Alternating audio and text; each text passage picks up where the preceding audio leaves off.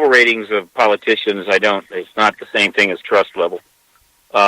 And you're always going to have an approval rating amongst a certain group. But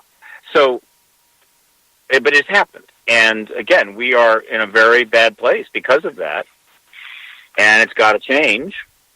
But this is a serious problem. It's going to take serious remedies. And no one has even come close to a remedy that intimates the possibilities of success, except the disclosure, I think, does.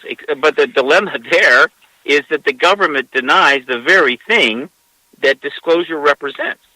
And so the government is the number one impediment to the remedy that could possibly solve its problems. That's like the human body becoming the impediment to the body actually dealing with a particular disease. If the body, that's called autoimmune disorders, and those kill you really easy. They can turn you into basically a not comatose, but an inanimate object rolling around in a wheelchair. So that's the kind of thing you don't want to have happen. And that is what's going on right now. And it's coming to a head. We're going to have to deal with it shortly, but deal with it how? How are we going to deal with it? Without major reforms in the political system, electoral system, the financial system, we're not going to be able to deal with this. This is huge. It would be like having fourth-stage hyper-metastatic cancer and saying, I'm just going to drink more orange juice. No. Well, you're so right. You know, I had last week or about 2 weeks ago, I had an ex, he was with the DOD for 10 years. And then his conscience really bothered him. He could not handle, it any longer in his part. But he was telling me that everything is so corrupt in the government that it needs to be swept out, because that's why he left. He realized after 10 years of what he was doing, gathering information on citizens and all kinds of stuff, that it just made him so sick that he couldn't live with himself anymore. Yeah, well, he took care of himself, and that's fine. He obviously cannot. He's no longer a factor, and can't really do it. He couldn't do anything when he was working for the government either. Now that he's out, that's very difficult. But at least he's not. But he was replaced. But that's a good thing. There are plenty of people that have left government because both politics and government, even the military, because they realize that they can't morally participate in what's going on, and God bless them. That's great, but unfortunately that doesn't solve the problem. But it is a symptom of the problem, and worth noting. But it's going to take far more than that. Disclosure is the only thing we've got.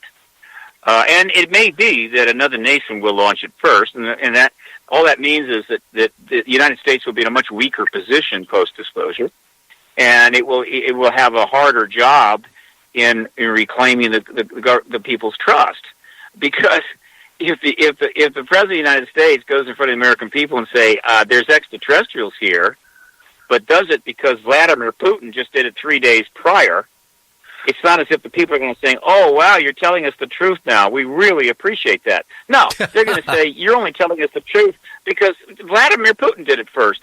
And so you get nothing from us, right? You get no points at all.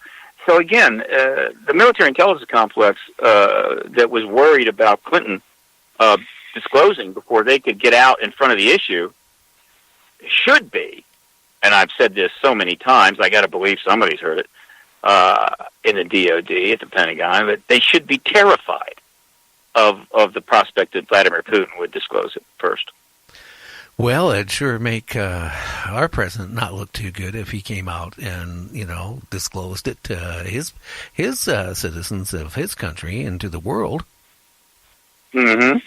You betcha. Of course, it's a good way to make us look even worse out there, too, with the rest of the population, too.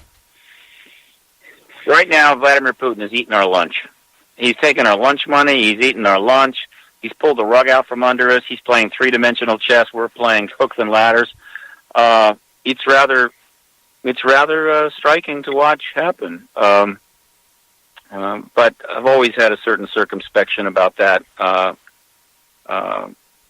The United States is not the most perfect nation. It is not God's gift to the world. It is a republic with some assets and some positives which could be very, very helpful and could develop into something even more valuable and constructive. But you're always at risk when you take a position of innate superiority, particularly when you have major flaws. All it does is blind you to your mistakes and set you up for failure. So we're asking, we're literally asking to be knocked off our perch. We're begging for somebody to hit the lever with the baseball and dump us into the water. It's almost like a self-destruction impulse, meaning there's kind of a collective guilt and shame about America, and I think that in some respects, in a collective way, there's a certain sense of, yeah, come get us, which is exactly the way humans are. Well, hey, it's like people that have... Well, it's just like, Steve, like when you're a kid, right? You do a bunch of bad things, right? And it bothers you. And then you purposely start doing things trying to get caught. Well, that's what I feel like what's going on here with our government. I mean, it's got to a point now where you just can't cover it. Yeah, that is a lesser version of that. It's not a good place to be, where you're doing stuff that you know is bad, and so you literally start taking chances, so you get caught, and thus there will be a retribution, you'll be punished, and so forth. That's one thing. But there's a far deeper version of that, and that is that a person becomes so shame-based that they start to develop a fundamental sense of non-worth, and they get to the point where they are taking very destructive. They're making very risky moves, not simply to get caught, but to virtually get destroyed. In other words, classic example is suicide by cop, right? I mean, I'm so awful about myself. I'm going to go out. I can't do it to myself. Get somebody else to do it for me. This is shame-based stuff. You know, U.S. it's tough. It is one of the most shame-based countries in the world, and that's not a simple thing. It's not like one thing did that, I assure you, but it is this fundamental sense of not being worthy. It's a sense of failure. Some people react by becoming hyper-partisan, hyper-patriotic, which is kind of the same thing as narcissism as a person.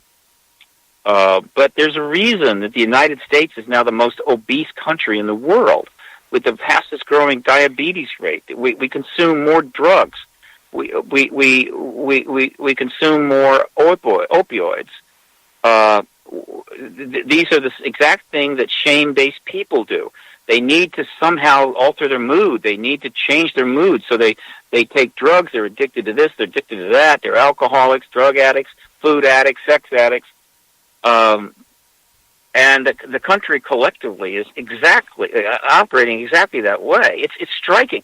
I just gave a conference in Barcelona, and it's a beautiful city, ancient. Well, not ancient, but it's old, architecturally stunning. Clean, and it was nice. And I was driving around the city, and I'm looking at the people. There are hundreds of people just walking by, and I almost cannot find an obese person. I come back to the United States, and it's everywhere. It's ubiquitous. I'm not trying to pick on people that are in that state. It's more of a collective thing. Why are we doing this? Well, why are we acting this way? I think a lot of, I hate to say it, in this country, there's a lot of greed. And I think the big companies and the corporations out there take advantage of us. And that's why you see a lot of fat people walking around. I'm fat myself. You know what? You get brainwashed. It's a high. You're right. You drink that bottle of soda with all that sugar in it. It's a high. You go to that drive. It's a high. It make you feel good for yourself. And and you actually, it's just like taking heroin and shooting up. You feel good when you eat. That's what I was saying, Gary. But let me point out that in the context that you just stated, that the government is acting, the corporations are acting like the drug dealers. In other words, the people don't want to be this way, right? And theoretically, the corporations can't force them to buy into their advertising and whatever the hell they're selling, which for years was hyper marketing of cigarettes and hyper marketing of sugar and hyper marketing of drugs. I mean, prescription drugs. You millions of ads running on television. We don't have to do that, but like the drug dealer that's dealing that knows there are people out there that have got to change their mood because they are extremely unhappy with themselves. They are, in other words, shame-based. This is an area that I know a lot about, and I can tell you it needs to be talked about publicly far more. And they say, great, you feel terrible about yourself? Take this, you'll feel better. And so these companies are, Coca-Cola, my God, the soda industry, they're taking advantage of a situation that they didn't create. Something else has created this collective shame in America. People are not happy. We've shamed people over sex. We're incredibly judgmental. We're hyper partisan. We're dualistic. Everything is either good, bad, or evil, good, black, white, whatever. And we isolate people. And the word shame, of course, turns up more and more. But it's been understood by by a number of very, very strong researchers, but it has not really become understood at the collective level, national level, nor is it even remotely addressed by politicians. Because, again, it's complex and difficult, and they just want it easy. They just want to get paid a lot. They want to be in office, and they don't want to have to really do anything hard. But this is at the core of our dilemma. It is the symptom, the key symptom of our disorder.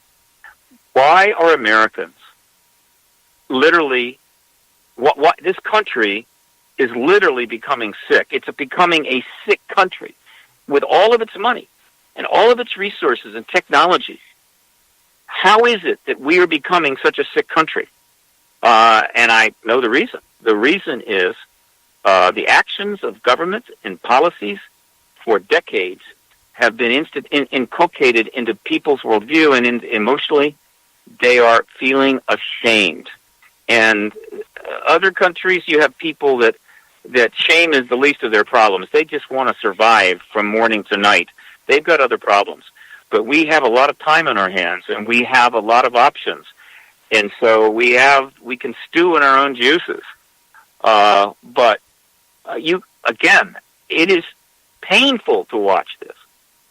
This great nation with such vigor and innovation and power and money is turning into 200-300 million sick people, increasingly dependent upon everything and anything to feel better about themselves, while their politicians continue to go do outrageous things, kill people by the hundreds of thousands, and just pile the shame on.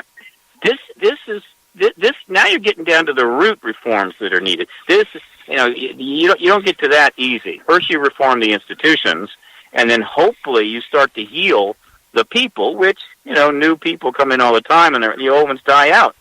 But this is something I feel very strongly about, and I just wish that some of these geniuses that inhabit the news host desks and the pundits that they bring on over and over and over again to say the same things, that we might start seeing some people willing to really talk about this. But there's just people out there that don't tell me how bad I am. Don't tell me I feel bad. Don't see anything bad about my country. It's all perfect. Well, they're living in a delusion, And it always ends badly. It always ends badly when you're there in that place, right? And it's ended badly for an awful lot of people already, and it could get worse.